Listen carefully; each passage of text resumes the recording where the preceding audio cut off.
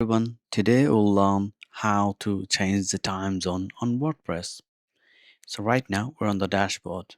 Scroll down and go to the settings, then scroll and look for general. Click here. Once you click here, scroll down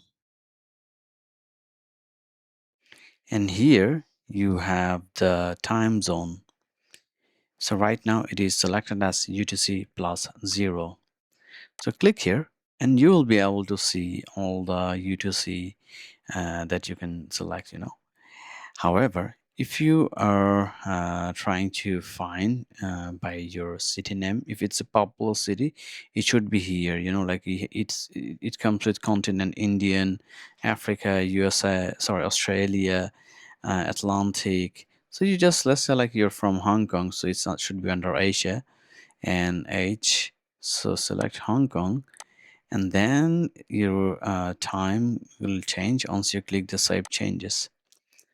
So this is how you change the time zone on WordPress. If you like the video, please subscribe to our channel and like the video too.